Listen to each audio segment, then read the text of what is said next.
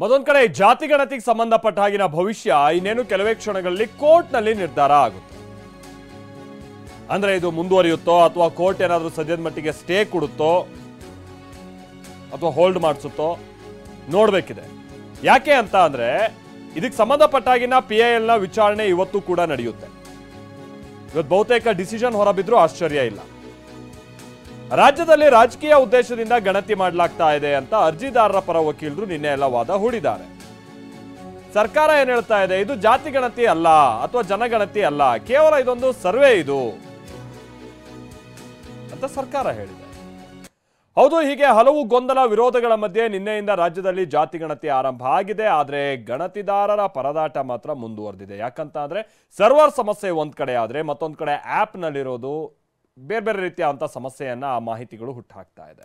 ಮನೆ ಇರೋದೇ ಒಂದ್ ಕಡೆ, ಆಪ್ ನಲ್ಲಿರುವಂತ ಡೀಟೇಲ್ಸೇ ಮತ್ತೊಂದ್ ಕಡೆ. ಹೀಗೆ ಹೈಕೋರ್ಟ್ ಜಾತಿ ಗಣತಿ ಭವಿಷ್ಯ ಕೂಡ ಈಗ ನಿರ್ಧಾರ ಆಗುತ್ತೆ.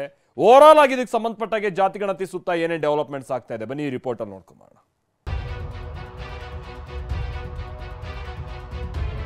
ರಾಜ್ಯಾದ್ಯಂತ ಜಾತಿ ಗಣತಿ ಜೋರಾಗಿ ನಡೆಯುತ್ತಿದೆ. ಎರಡನೇ ದಿನವಾದ ಇಂದು ಕೂಡ ಗಣತಿದಾರರು ಮನೆ ಮನೆಗೆ ತೆರಳಿ ಗಣತಿ ಮಾಡ್ತಿದ್ದಾರೆ. ಆದರೆ ರಾಯಚೂರಿನಲ್ಲಿ ಮಾತ್ರ ಗಣತಿದಾರರು ಪರದಾಡ್ತಿದ್ದಾರೆ. ರಾಯಚೂರಿನಲ್ಲಿ ಸಮೀಕ್ಷೆಗೆ ಬಂದ ಗಣತಿದಾರರ ಪರದಾಟ.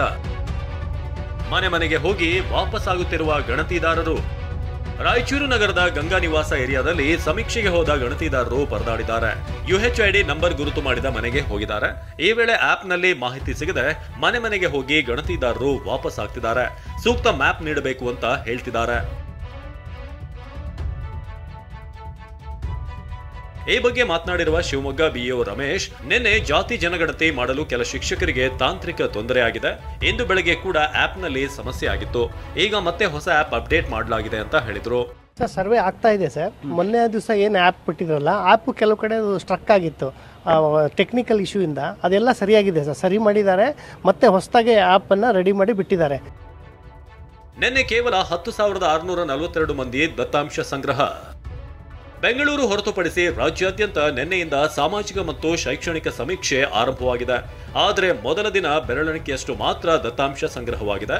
ನಿನ್ನೆ ಒಟ್ಟಾರೆ ಕೇವಲ 10,642 ಮಂದಿಯ ದತ್ತಾಂಶ ಸಂಗ್ರಹ ಮಾಡಲಾಗಿದೆ. ಅದರಲ್ಲೂ 15 ಜಿಲ್ಲೆಗಳಲ್ಲಿ 10ಕ್ಕಿಂತ ಕಡಿಮೆ ಮನೆಗಳಲ್ಲಿ ದತ್ತಾಂಶ ಸಂಗ್ರಹವಾಗಿದೆ. ಹಾವೇರಿಯಲ್ಲಿ 680 ಕುಟುಂಬಗಳ ದತ್ತಾಂಶ ಸಂಗ್ರಹವಾಗಿದೆ. ವಿಜಯಪುರದಲ್ಲಿ 7, ಉತ್ತರ ಕನ್ನಡದಲ್ಲಿ 7, ದಾವಣಗೆರೆಯಲ್ಲಿ 7, ಉಡುಪಿಯಲ್ಲಿ 7, ಕೊಪ್ಪಳದಲ್ಲಿ 6 ಕುಟುಂಬ, ಬೀದರ್ನಲ್ಲಿ 6, ಬಳ್ಳಾರಿ ಧಾರವಾಡದಲ್ಲಿ ತಲಾ 5 ಕುಟುಂಬ, ಬೆಂಗಳೂರು ಗ್ರಾಮಾಂತರದಲ್ಲಿ 3 ಕುಟುಂಬ, ಯಾದಗಿರಿ ಚಿಕ್ಕಬಳ್ಳಾಪುರದಲ್ಲಿ ತಲಾ 3 ಕುಟುಂಬ, ವಿಜಯನಗರ ಕೋಲಾರ ದಕ್ಷಿಣ ಕನ್ನಡ ತಲಾ 2 ಕುಟುಂಬ, ಚಾಮರಾಜನಗರ ಬೆಳಗಾವಿಯಲ್ಲಿ 2, ಆನೇಕಲ್ ತಾಲೂಕು ಮೈಸೂರು ತುಮಕೂರಿನಲ್ಲಿ ತಲಾ 1 ಕುಟುಂಬದ ದತ್ತಾಂಶ ಮಾತ್ರ ಸಂಗ್ರಹವಾಗಿದೆ. ಹರಿಹರ ಪಂಚಮಸಾಲಿ ಪೀಠಾಧಿಪತಿ ವಚನಾನಂದ ಶ್ರೀ ಮಾತನಾಡಿ, ಒಂದು ಮನೆ ಸಮೀಕ್ಷೆಗೆ 2 ತಾಸು ಬೇಕಾಗುತ್ತೆ. 15 ದಿನದಲ್ಲಿ ಸಮೀಕ್ಷೆ ಮುಗಿಯಲ್ಲ, 3 ತಿಂಗಳು ಬೇಕಾಗುತ್ತೆ. ರಾಜ್ಯದ 7 ಕೋಟಿ ಜನರ ಭವಿಷ್ಯ ಗಣತಿಯಲ್ಲಿ ಅಡಗಿದೆ. ತರಾತುರಿ ಮಾಡದೆ ವೈಜ್ಞಾನಿಕ ಸಮೀಕ್ಷೆ ನಡೆಸಬೇಕು ಅಂತ ಹೇಳಿದ್ರು. ಕಡಿಮೆ ಅಂತಂದರೆ ಒಂದು ಮನೆಗೆ ಅಂದರೆ 2 ತಾಸು ಬೇಕು. ಇಂಟರ್ನೆಟ್ ಅಂತರ್ಜಾಲ ಸರಿಯಾಗಿ ವರ್ಕ್ ಮಾಡದೇ ಇರೋದ್ರಿಂದ ನಿನ್ನೆ ಎಷ್ಟೋ ಅವ್ರು ಅಂದ್ಕೊಂಡದ್ದು ಆಗ್ತಾ ಇಲ್ಲ. ಅಂದರೆ ಇದು 15 ದಿನದಲ್ಲಿ ಇದು ಸಮೀಕ್ಷೆ ಮುಗಿಯೋದಿಲ್ಲ. ಕಡಿಮೆ ಅಂದರೆ ಇದು 3 ತಿಂಗಳು ಬೇಕಾಗತ್ತೆ. ಅವ್ರು ಎಷ್ಟೇ ಸ್ಪೀಡ್ ಮಾಡಿದ್ರು ಕರ್ನಾಟಕದ 7 ಕೋಟಿ ಜನಗಳ ಭವಿಷ್ಯ ಇದರಲ್ಲಿ ಅಡಗಿರೋದ್ರಿಂದ ಯಾವುದೇ ಹರಿಬರಿ ತರಾತುರಿ ಮಾಡ್ದೇ ನಾವು ನಿಧಾನ ಮತ್ತು ನಿರಂತರ ಆದರೆ ಮಾತ್ರ ಅದು ಯಶಸ್ಸಾಗ್ತದೆ ಅಂತ. ಇದೆಲ್ಲದರ ಮಧ್ಯೆ ಗಣತಿ ವೇಳೆ ಜಾತಿ ಪಟ್ಟಿಯಲ್ಲಿ ದಲಿತ ಕ್ರಿಶ್ಚಿಯನ್ ನಮೂದು ಹಿಂಪಡಿಬೇಕು ಮತ್ತು ಮತ್ತೊಮ್ಮೆ SC ಸಮುದಾಯದ ಗಣತಿ ನಡೆಸಬಾರದು ಅಂತ ರಾಜ್ಯ ಹಿಂದುಳಿದ ವರ್ಗಗಳ ಆಯೋಗಕ್ಕೆ ಬಿಜೆಪಿ ಮನವಿ ಮಾಡಿದೆ. ವಿಧಾನ ಪರಿಷತ್ ವಿಪಕ್ಷ ನಾಯಕ ಛಲವಾದಿ ನಾರಾಯಣಸ್ವಾಮಿ, ಬಿಜೆಪಿ ರಾಜ್ಯ ಪ್ರಧಾನ ಕಾರ್ಯದರ್ಶಿ ವಿ ಸುನಿಲ್ ಕುಮಾರ್ ಅವರ ನಿಯೋಗ ಮಧುಸೂದನ್ ನಾಯ್ಕ್ಗೆ ಮನವಿ ಸಲ್ಲಿಸಿದೆ. Bureau report, TV9.